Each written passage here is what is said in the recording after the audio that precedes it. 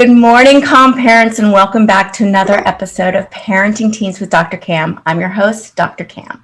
And today I'm talking with Jason Reid, who is the founder of ChooseLife.org. Jason is a serial entrepreneur whose companies employ over 2,500 people nationwide. He is also a partner at CEO Coaching International, where he coaches 15 CEOs across the world. In March 2018, Jason's world changed forever when his youngest son, Ryan, took his own life. Jason is the founder of ChooseLife.org, an organization focused on ending teen suicide by helping parents own their children's mental health. Welcome, Jay. I'm so happy to have you here. Thank you, Dr. Cam. I'm happy to be here today. So you have a very touching story that I think a lot of parents understand and fear. Would you mind sharing a little bit about what happened in March of 2018? Sure. So let me start by just saying that this is something that we all hope never happens to us, and we all think will never happen to us. And I was definitely one of those guys that thought that would never happen to me. But in March of 2018, the week of the 18th, 19th, whatever it was, we were hanging out with my son Ryan. I was talking to Ryan about how we were going to take our trip to Washington in the summertime, and he wanted to go to Dubai next summer. That's a father-son trip we were going to go do. He was bouncing off the walls watching March Madness with his mother, and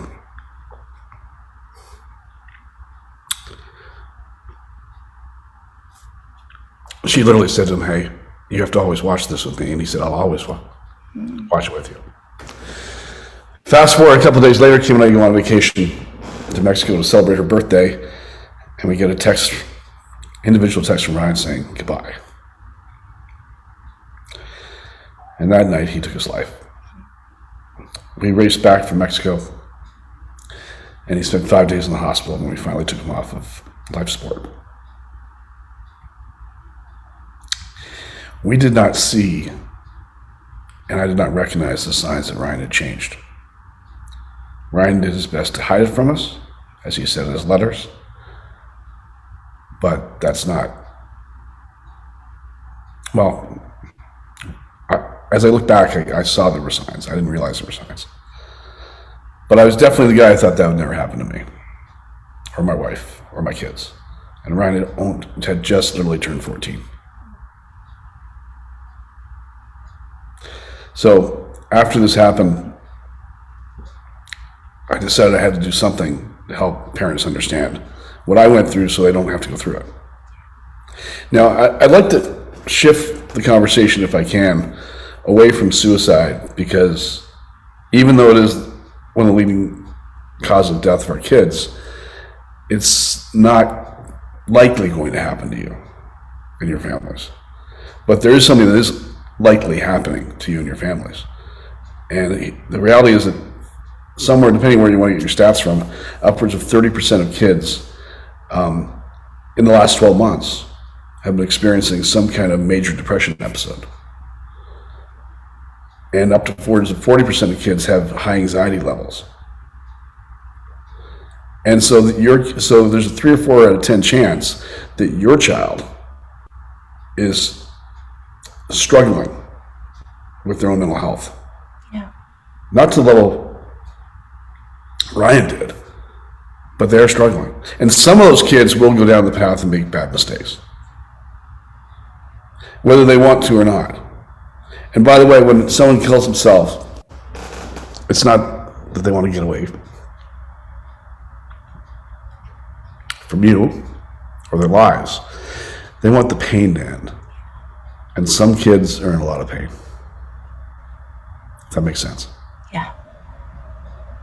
They don't know what else to do. Yeah. And so if we bring it back around to kids that are depressed, here's an interesting stat. And by the way, it's not just kids. This could be your spouse, this could be your friend. There's a lot of people suffering out there right now, right? Especially with COVID going through all of that. Kids were not meant to be in their rooms by themselves. In fact, one of the major signs of a problem with your child is they spend too much time in their room by themselves. And we just put them all in their rooms by themselves for 18 months. Yeah. Right? So, as we bring this back around, I'm always asking, so let me back up. So I went on this journey to try and learn what happened to Ryan, so I could help other parents. So I did a couple of TEDx talks, one called the Hot Lava Talk I did last year, I think it was. And I did a movie called Tell My Story. I did a goal cast for dads and moms. Just trying to get the message out there. I spent a bunch of time talking to teens, talking to parents, talking to teens that attempted suicide, talking to parents who went through the whole thing to try and get where I'm at today. Now, I am not a doctor. You are a doctor. I am not a doctor. I don't pretend to be a therapist. I am only here as a dad saying, here's what I've learned and here's what I wish I knew. Yeah. And one of the big questions people bring me is, okay, I recognize my kid is in their room a lot, and they're lashing out at me. And you probably get this a lot. Yes. And they say, well, I don't even know how to talk to my kids, because I go in the room and I say, let's talk. And they yell at me and tell me to get me out of my room, out of the room. Like, what am I supposed to do? I tried. I'm sure you get that question all the time. Oh, every day. Yes. And I'm sure you have a great answer for it. I can give you mine. Please. And what I've learned. Here's what you have to recognize. I get the fact that you own the house. I get the fact that you pay for everything. I get the fact that the only reason they have anything in their lives and a roof over their heads is because of you. Got it. Now, the only space they have, the only thing they have where they can feel safe and by themselves is that room. Mm-hmm. And when you barge into that sacred space and tell me you want to talk to them, they're not going to talk to you. They're going to tell you to get out of the room, which every one of us as a parent has had that happen. And we wonder why. And we don't think they're grateful, and blah, blah, blah. All these things come out of our heads and our mouths. But for them, that's all they have, is that one little space. So my first thought for you is let them have their space. And find a way to talk to your child that is not in that space. And where is that? Well, you know your kid better than I do, and here's what you do know, is that there are times when your kid wants to talk to you, and they just want to go on and on and on and on. And it's rare as teenagers, but we've all had the experience. It's usually not in the room. It might be in the car on the way to school. It might be in the car on the way back from school. It might be when you're cooking with them in the kitchen or taking them for a walk or after a baseball game or something. But there are times when they open up, and you have to take advantage of that time. And you have to figure out when that time happens and when it reoccurs. And that's the time when you ask a lot of questions and figure out what's going through their heads. That is the time when they'll talk to you, they'll be open to you. And it's never at the time that works for you. Right. Because being a parent is inconvenient. And I don't think I was great at it. Because I work a lot. I travel a lot. When I was home, I was home. I didn't go golfing with buddies or that kind of stuff. I hung with my kids, my wife. The time Ryan and I would talk together is we'd go down and watch a show at night, and then sometimes he'd talk to me. Obviously not a lot, but I don't know what time he could have come up to my office and said, hey, Dad, can we talk? And I said, hey, I got to do this. I'll come grab you later.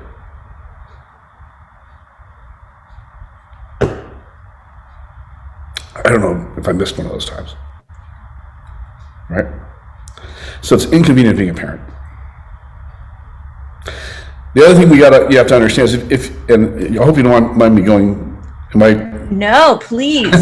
This is why I want you here, because you've experienced this and you've talked to so many people, and this is the information that I want to hear. So please.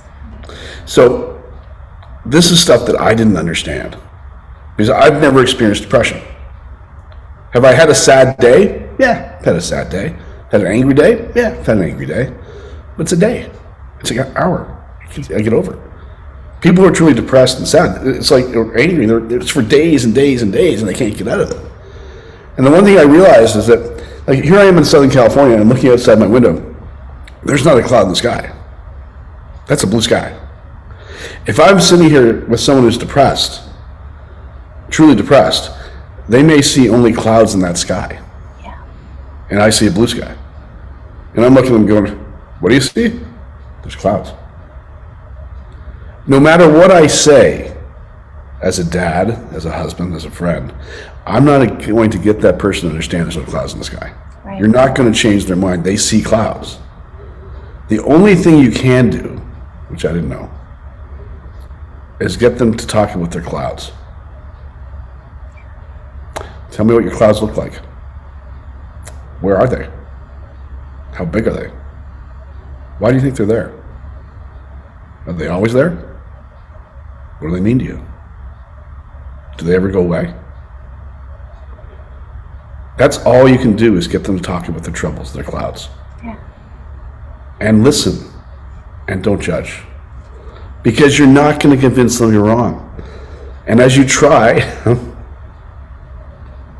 which we all do as parents, especially guys like me, as you try to fix their problems, the only thing you're going to do is get them to shut down. They're not going to talk to you. They're not going to talk to you. The minute you go, hey, let me tell you why your life is so good, which I probably did to Ryan from time to time. I probably did all my kids. I have 4 kids. I'm looking around, they're telling me they're upset about something. I'm going, look around. Look where you live. Look how your life is. Let me tell you how it was like for me to grow up? Tell you how my dad was? All they do is shut down. Yep. What they want to hear is nothing. They want to know you're there to listen. The one thing I learned is that I learned a lot about therapists, because I'd never been to one. And my kids never been one. My wife never been one. Now we've all been one. I went on call 24/7. I learned that being a therapist isn't about telling someone how to do something. It's about asking questions and listening. Yeah. And we can all be a therapist. I mean, there is a shortage of good therapists in the country, but every one of us can be a therapist to our friends and a therapist to our kids. If all we do is ask questions and listen. Anytime you go to a therapist, all you do is you start talking, they start listening to you, they ask you a question, why do you feel that way? What does that mean to you?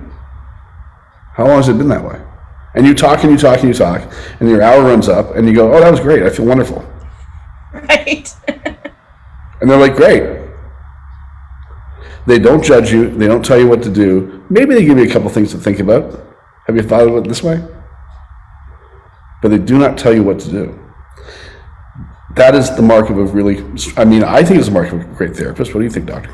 I agree completely. And the question is, why do we need to pay somebody to listen? Listening is not an easy thing to do, and people don't do it well, which is why we need to pay somebody. Which is why we need to pay somebody, right? Because we don't listen very well, especially guys my age. Look, guys, for the fathers out there, man, I was that guy, right? Here I am. I have companies across the United States. I coach people around the world. I'm a black belt. I'm an Ironman. I've written 8 books. I've done all that stuff. That none of it matters anymore, right? Not a bit of it matters. But I showed up as that guy at the house. As a guy who did everything, got everything done, fixed everything. People call me all day, I fix problems, that's what I do. My kids never saw me cry. I have all these companies, I've been almost bankrupt 3 times. I've failed at 13 of the companies we all own, 13 of them we closed. Right? I've failed plenty of times in my life. My kids and my wife have never seen that side of me. Because as a dad, and as a man, I thought that's how I was supposed to show up. All right? Yep. I got it covered. Don't worry about it. Yeah. Right? So that's what Ryan saw right? He saw me showing up as a guy. Everything's always together. Everything always works. If it doesn't work, Dad fixes it. Boom. You are a protector. In your mind, you're a protector. Mm-hmm. But what did Ryan see? Yeah. When Ryan's life started going bad, he's like, it must be me. Yeah. Because my dad's life isn't that way. The vulnerability that I didn't show is what I should have shown. Yeah. I should have shown Ryan that, you know what, life's not always great. There's really bad, crappy days, and I have them too. Because that's what your kids want to see. That's what your wife wants to see. That's what your husband wants to see. They don't want to see this. That person who's always perfect makes them feel imperfect. Yeah. And I'm still not great at it. I'm hardwired to do it the way I do it. Yeah, right? I mean, I think we all get hardwired to show that front. And social media makes it even easier for us to show this perfect front, right? And to radiate this perfect front. Oh, and that's another thing I learned. And Ryan wasn't on social media for the most part. He had a Facebook account only to see where I was and traveling to see what I was up to. But he didn't really have social media. But when I'm talking to kids that have gone through this, wow. It's a different world. I'm older than you. I grew up with no social media and 3 channels on TV. Yeah. Right? There's nothing. The world they live in today is so much different than the world we lived in. Yeah. Right? I didn't worry about what was on TV. I didn't worry about the news. The news was something, it was on 6 o'clock at night. Your father probably watched it, maybe your mother watched it. If they read the paper, I didn't read the paper. I was playing. Mm-hmm. I was out having fun with my friends. I was worried about my friends. My life was so small. Their lives are so large. But the brain is the same brain I had. The ability to cope with things is the same thing I had, right? Yeah. I couldn't imagine being worried about global warming, COVID, whether China, Russia, Iran, terrorists, whether the building's going to collapse on me or not. I didn't have any of that going through my head. They all do. Yeah. And then they look at social media and they look at Instagram and all their friends' lives are so much better than theirs. Yeah. Right? If you go on my social media, if you go on my Facebook, yeah, it looks like my life's wonderful. And it's not. It's not terrible, but it's not the way it shows up on Facebook. Right. Right? Because we all take the perfect picture and we post the perfect picture. And to a child who is depressed, to a child who's anxious, to a parent who doesn't understand that it's all fake, that happens to be a staged moment in time, then they think that their lives suck and everybody else's lives are great. Adults do that too. A lot of adults do it. And we let ourselves think that our terrible lives are terrible because everybody else's life is great. Or look, my friends went out without me and they didn't call. Well, that happens all the time. People just go out with each other. So helping your kids cope with their social media and understand social media is a really important thing. Yeah. And I'm not sure that we need to give kids social media at 12 and 13 years of age. Your call.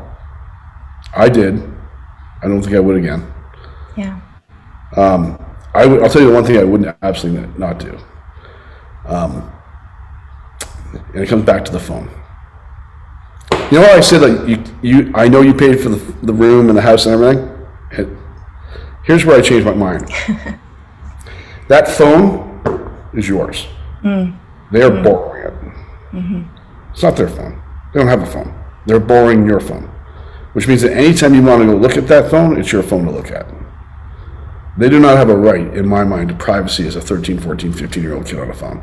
Because there's so much going on that they can't actually deal with in their mind, they can't cope with. If they're being bullied by somebody on Instagram, you need to see about it, or on Facebook, or on all that kind of junk. If you find them hiding apps on their phone, take it away from them. And I wish, if I had my way, there would not be a browser on any kid's phone under the age of 16. And I'll tell you why I feel this way. Is that when we give a child a phone with a browser on it, we give them the ability to go anywhere in the world and look up anything they want. Yeah. Without us checking to see what they're doing. Yeah. And I did that with Ryan. I gave him a phone because he was a good kid, great grades, never had a problem. Said, yeah, here's a phone, whatever. And I gave him access to the internet. And people think that porn is the worst thing on the internet. It's a bad thing. I'm not saying it's a good thing. It's not the worst thing. You can find a lot of stuff that you do not want your child to see. Yeah. And under the covers at night, they can be figuring that stuff out, and that's what Ryan did. Ryan used his phone to research how to kill himself. Wow. I know because he wrote about it. So I don't think a child needs access to a phone with a browser on it. I'm not sure children under the age of, call it 15, need Instagram and Facebook. But that's your call. And if you're going to give it to them, teach them how to use it. Yeah. I think that's the really, really big piece of it too, is that a lot of kids, if you don't give it to them, they find ways to get it. And they're very clever and smarter than we are. And so what you just said about teaching them how to use it is so critical. Well, and here's the deal. How do they figure? So I hear this from parents all the time. Well, they figure out a way to put an app on a phone that I don't know about and all. You know how they figure it out? They go on Google and they research it. Yeah, exactly. You can do the same thing. Yeah. You can go on, find, how do I hide an app? Apps for kids who don't want their parents to figure out. I mean, all of it exists. Yeah. You just need to take some time to figure it out. Yeah. Right? And then you'll know what to look for. They are not mad scientists. They're kids. They're not smarter than you. They just like to act like they are. Right. They figured out how to research stuff that you've never bothered to try. Everything is out there for you to figure out. If you want to know what's going through their heads, you can figure it out. Yeah. It's very true. So what are some things that you want parents to know or that parents can do right now to really start connecting with their kids and protecting them, I guess, from these things that can really hurt them? Well, here's my message these days as it's evolved. If we want to end teen suicide, or at least bring it back to the days when I grew up where it really wasn't an issue, it happened to some people, but very few, then as parents, we need to own our children's mental health. We need to own our kids' mental health the way we own our kids' physical health. 3 to 4 out of 10, 30 to 40% of kids are experiencing depression or anxiety. That's like saying 30 to 40% of our kids have diabetes. Yeah. Right? If they had diabetes, what would you do about it? Right? Ryan had Crohn's disease. We were all over it. Right? We were all over it. Ryan also had mental health issues we missed. I missed. But if I had dealt with Ryan's mental health issues the way we dealt with his Crohn's issues, he'd probably still be here. We didn't know. Yeah. So own your children's mental health. Understand it's okay. It's not a taboo. It's not something that you need to be afraid of. Yeah. We don't want to talk about our kids being depressed. Most kids have depression at some point or another. Yeah. I think parents see it as a failure, their failure, if their kids are depressed. Like, I did something wrong, which I think creates that stigma. And it's not about that. It's not about you. Yeah. It's just not. It's about them. Yeah. So what do? Well, you spend the time to talk to your kids. You spend the time to figure out how to talk to your kids. You spend the time how to not talk to your kids, how to listen to your kids. Don't talk at your kids. Don't lecture your kids. There's times to lecture them. Yeah, they cut a class. They did something wrong. Yeah, give them a lecture. That's what we do. Most of the time, listen to your kids. Get them so they want to talk to you first. Create a safe environment for your kids to talk to you. Mm-hmm. It's generally not in the house. And it's hard. And it's inconvenient. But that's what you need to do.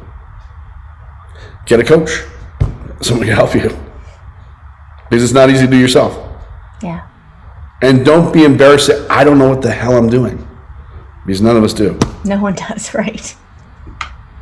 I mean, you're going to talk to your parents about the last time they went through a pandemic with their kids? No one's done it. Call up your dad. Hey, Dad, when you went through the pandemic with me, what happened? How'd you deal with it? It's never happened, guys. Right? All the stuff your kids are dealing with in their minds is amplified because they're kids. There's kids out there that really do believe, and maybe they're right, that in 50 years there won't be a world because of climate change. Yeah. Right? Personally, I think the world will still be here. It'll be different, but it'll still be here. But there's kids out there that will have taken that information and blown it up in their heads and say, what does it matter? I don't need to be here anyway. I won't be here in 50 years. Yep. What does it matter? China's going to come and invade us and it'll all be done. And it makes no logical sense to you and no logical sense to me, but they feel that way. Mm-hmm. Their kids are just in pain and they don't know how to deal with it. We need to get to them. We need to talk to them. And you can't wait for a doctor or a teacher or the government to legislate it. It's not going to happen. It's up to you. Yeah, it is. And when you feel overwhelmed and you have those conversations that your kids are really hurting, you need to ask them the real question, and you're going, wow, there's something really wrong here. You can't be afraid to ask them the most important question, which is, have you thought about hurting yourself? Yeah. You're not putting the idea in their head. You need to ask them. Yeah. And if they say yes, don't freak out, take a deep breath, and ask them, what does that look like? Do you have a plan? Because a lot of people think about maybe killing themselves. It crosses people's minds. When you have an articulated plan is when you need to be worried about it. Yeah. If they say, yes, I was thinking about it last week on Thursday. I almost did it. Okay, let's get them to a therapist. Let's get them to a doctor. Let's get them to people besides yourself who can help them. But you have to ask the question if you feel like things are really bad. Yeah. I think that's such a key point, though. A lot of parents are afraid to ask those hard questions because they feel like it is going to plant the idea. And it is the first thing we learn is that you have to ask because they're not going to tell you. And even if you ask, a lot of kids are hesitant to tell their parents because they don't want to hurt their parents. They're afraid they're not going to offer that information because they're worried their parents are going to get upset or disappointed, or they're already stressed and they don't want to add more stress. So a lot of kids hide how they're feeling to protect their parents. And in their minds, they think if they disappear from the world is better off. That no one will notice. No one will notice. Their parents won't know. Their parents will be better off if I'm not here. Yeah. I'm in so much pain, I just want it to go away. Yep. Again, it's not about suicide right now. It is about the depression and anxiety and kids with that being untreated. Yep. And that leads to suicide sometimes, but not all the time. Yeah. So Jay, this has been so powerful, and I am so happy actually that you're sharing your message. It's coming from a very traumatic, sad place, but the fact that you're out there sharing this and helping others is just a blessing. So thank you for doing that. What can people do to learn more about you and your story and what you're teaching? Well, you can go to tellmystoryfilm.com, and the movie Tell My Story is out now. People are having a great experience watching that film with their kids. Yeah. And having a conversation afterwards. People are trying to do screenings around the country and around the world where they'll grab groups of people, and you can go, all that information is on the site. You can grab family and friends and put screenings in schools, which we're trying to do in the fall. Oh, good. The parents will be able to screen this movie at the auditorium because we'll be back in auditoriums with them. And you'll be able to watch the film and have a conversation. So you can do that. You go to chooselife.org. You can check out I'd suggest starting with the Goalcast, maybe going to the Hot Lava Talk. The first TEDx talk I did was very raw, 6 months after Ryan passed. Yeah, I saw that one though. It's very moving. And then talk to your friends, talk to your family, go on the internet. I wish I could say if you just go to this site, Yeah, everything will be fixed. everything will be fixed, but it's not that easy, No. right? But I can also tell you, I truly believe in what you do, is that as a parent, if you're struggling with your teen, struggling by yourself is a bad idea. Yeah. Get someone to help coach you through it, give you some tips you didn't have, and the world needs more people like you doing that. Thanks. And if we all do that, and we own our kids' mental health, then we will make a difference. Yeah, we absolutely will. We absolutely will. And there's always hope. I think a lot of parents think, well, I'm so far gone and the kids are so far gone. It's never. If you're both here, it's not too late. No, I don't think it's too late. I mean, look, with 4 kids, we've had ups and downs with all of them. Ryan, obviously the worst. But they come out of it. I mean, those 18, 19-year-old girls who are hating their fathers and mothers at this point in time, because it seems to be a bit of an epidemic, they come out of it. Yeah. My daughter and I had a very tough relationship the last couple of years. And then all of a sudden, this switch went off and we're great again. It happens. Yeah. They're growing up. They're dealing with a lot of their own stuff. All you can do is love them and accept them and not judge them. That is probably the best advice you can give. That is so very, very true. And that's what they need from us so much. That and bite your tongue. Yeah. Don't take it personally, bite your tongue. It's very difficult to do. It works in a marriage too if you're looking for something to do. Yeah, exactly. A lot of this does. It's pretty amazing. A lot of the tips I give parents for their teens are like, I did that with my spouse and it worked really well too. Oh, yeah. Oh my gosh. Thank you, Jay. I'm so grateful you could join us today. This was Thank you, really, Dr. really Cam. helpful. And thank you, parents, for taking time out of your busy day to spend with us. If you want more mental health help, I created a printable list of 30 hotlines and resources for families with teenagers, and you can download it at askdrcam.com/free-resources. There's a lot of resources there for you. Finally, if you enjoyed this episode and the life-changing information Jay shared with us, please take a quick moment to rate and review. This helps other parents like you find this show, and I encourage you to share it with a friend as well. Until next time, have a peaceful, positive, calm day.